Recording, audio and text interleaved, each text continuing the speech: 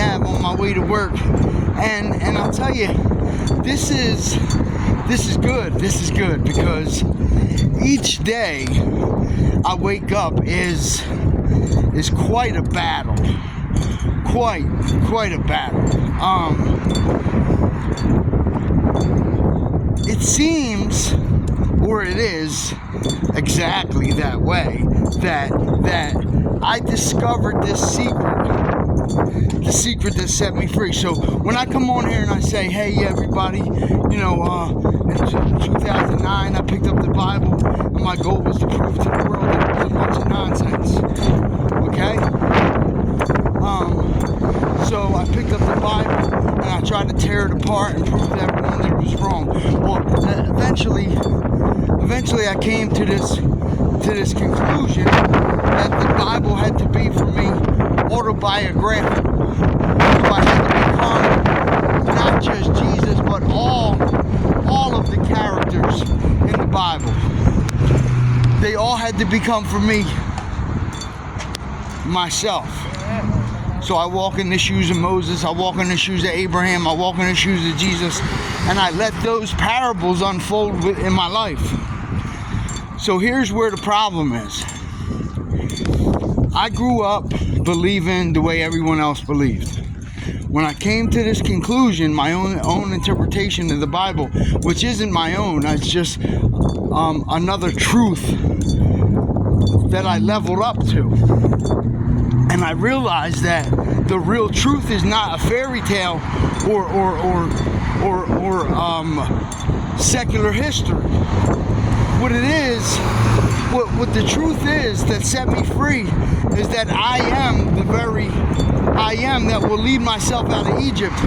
When I found this teaching, it simply became for me looking in the mirror each day at myself. And here's where the difficulty begins.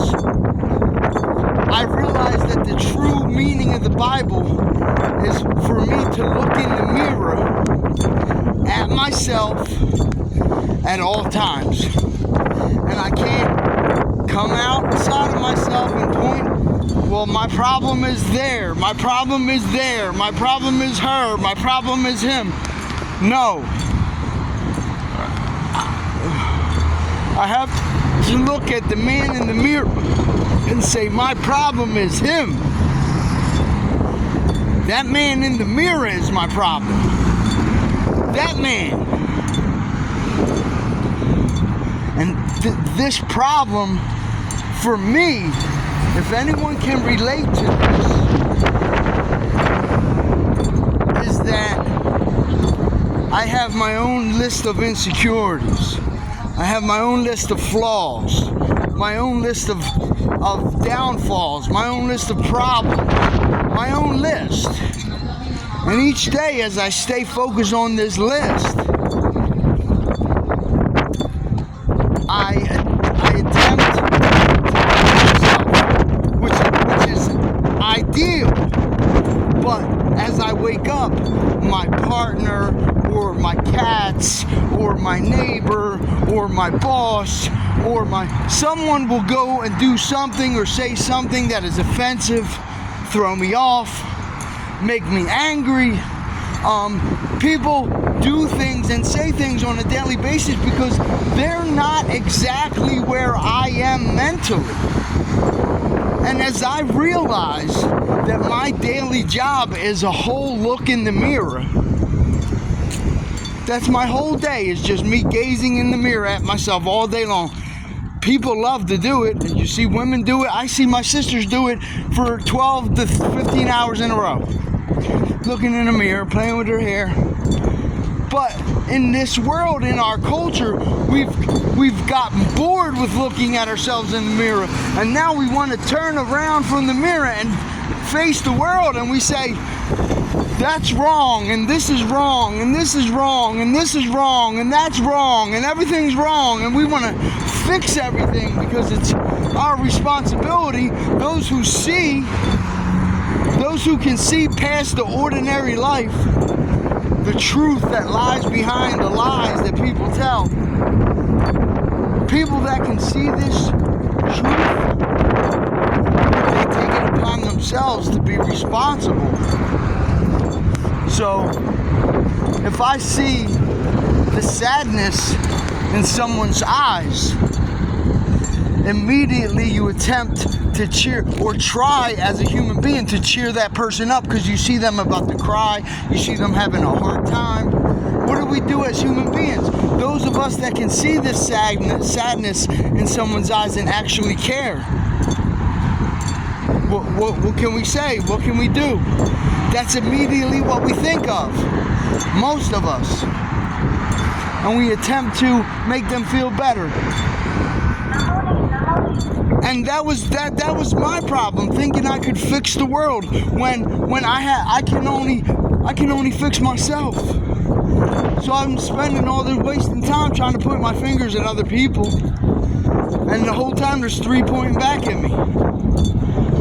So this is a problem that we have in our culture, and I see this happening on a daily basis. I can only take responsibility for it happening in my life. So it's happening in my life, and I'm looking at the world through the eyes of a man who now only wants to look in the mirror at himself. I want to change myself, and I want to do it in a godly fashion. So I began to ask myself questions like, does God think about me? What does God think about me? And for years I pondered on this question, and I picked up the Bible in 2009, and I read a few things. It says in the King James Version, in the book of Jeremiah, in the 29th chapter, in the 11th verse, "For I know the thoughts that I think toward you, saith the Lord, thoughts of peace and not of evil, to give you an expected end." So the question I have for myself is, my man, good luck, good day. The question I have for myself is, what does God think about me? And does God think about me? You know, and if so, what is it that he thinks? Open up the Bible, I find out God thinks about me. And he says, I know the thoughts that I think toward you. Oh, so the Lord is thinking towards me? It's not until I put my shoes, my feet in the shoes of the person reading the book. So here I am in the first person, singular form. The verbs in there are all applied to me in my life. They become who I am. And this is the beauty of the Bible, that it becomes me, and I become it. So in Exodus chapter 3, when Moses said to God, what is the name that I shall give to the Israelites when they ask me? I am that I am. You'll hear, I am that I am. I am who I am. I am what I am. But it's all the same first person singular form of the verb. And in the Bible, the voice sounds like it's coming from the outside, but it's screaming to Moses from within. I am that I am. Because Moses stood there alone in front of a group of people, and they asked him, who is your God? And he looked around, and they didn't see anyone, and he didn't see anyone either. This is your key, my brothers and sisters. This is the open door that you need to go through. Moses looked around and saw no one, and they asked for the name of his God. And Moses wanted to point to someone or something and say, there he is. There he is up in the sky. But he couldn't. And God called from him from within his heart, I am that I am. I am that I am. The body that you see and call Moses is the I am that is here to save you. You will follow me. And that's when it clicked. I can lead myself out of Egypt by walking in the shoes of my Lord. It starts to click when it becomes autobiographical. I become the Jesus of the Scripture. I become the Moses of Scripture. I become the Abraham of Scripture. And the parables of the Bible unfold from within. It's a beautiful thing, because this problem that I've had is allowing other people to knock me off my square, to take my peace away, to make me feel aggravated, to make me angry, to make me not want to continue, to make me deter myself from my goals.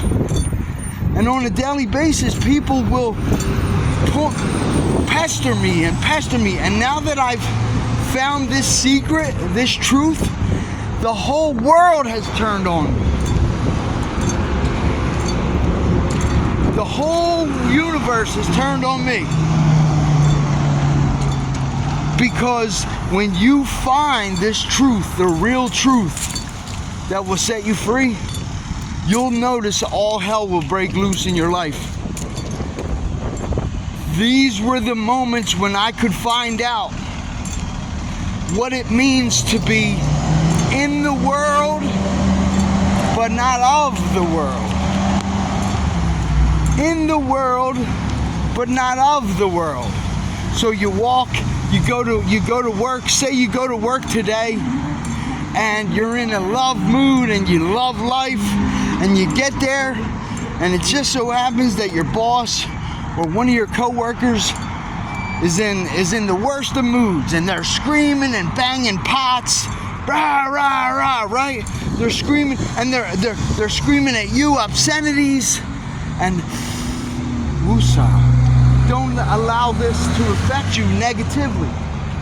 Like, to have the breath of God is to have peace. When God says, "For I know the thoughts that I think toward you," thoughts of peace. So now, did we learn anything from that scripture other than God thinks thoughts towards me? He thinks peaceful thoughts. Is God thinking of me? Yes. He's thinking of me, and he's thinking peaceful thoughts. So how do I know my thoughts are godly thoughts? Are my thoughts? I have one. Thank you. Do I have peaceful thoughts? Okay? So when I get to work and this person or that person is screaming and yelling, can I allow that anger and that hostility to come to me and not stay and not abide? Sure, anger might seep into my heart and make me want to react, and maybe I will react, but the words used in the Bible is abide. Love will abide. Okay, you fall off your square, but you jump right back on it. And it's a daily practice, a daily game. Never fall to evil and then allow. Say I react to the yelling and screaming. The sooner I can catch myself and jump back onto my regular peace, the better. And the more you practice, the more I got better. So I get knocked off my peace, and I make it a practice to climb back up on it. I climb back up on my peace. So my daily problem is allowing people to seep into my angry thoughts. And how fast can I get back to peace in my mind? This is my daily practice, getting back to peace. For I know the thoughts that I think toward you, saith the Lord. Thoughts of peace. Thoughts of peace. Whatever is lovely, whatever is honest, whatever is of good report. Think on these things. Think on these things. Thoughts of peace. Okay? I point out the important parts to you in the Bible so that you can know how to be more godly. Not by splashing water on your face or doing the hokey pokey and turning yourself around and all that bullshit. You know, dress up on Sunday and fucking do a backflip in church. All that is bullshit. All that is lies. That's all lies meant to lead you nowhere. You want to find truth? The one God, the one truth that'll set you free? When you realize that I and my Father are one. When I realized that I and my Father are one, all things became possible to me. So I can sit here and I can dream big. And I can keep my dream in my mind and make my dream alive. In my mind that I am rich. That I did hit the lottery. That my life is great. That I do see my son. And I keep these beautiful pictures in my mind. And as the ugly world comes and tries to deter me from these beautiful thoughts, because I hold true to your beautiful thoughts when the ugly world tries to knock them away from you. And these beautiful thoughts will eventually manifest, and they will become real, and they will grow, and they will blossom, and they will be beautiful in your life. That's what they've done to me. That's what they're doing to me now. So I'm learning by experience through trial and error. I learned through trial and error the one and only truth that has set me free. And that truth is that whatever I am, I choose to be, will manifest in its world today. I choose the mood that I had today, and everything depends on my attitude towards it.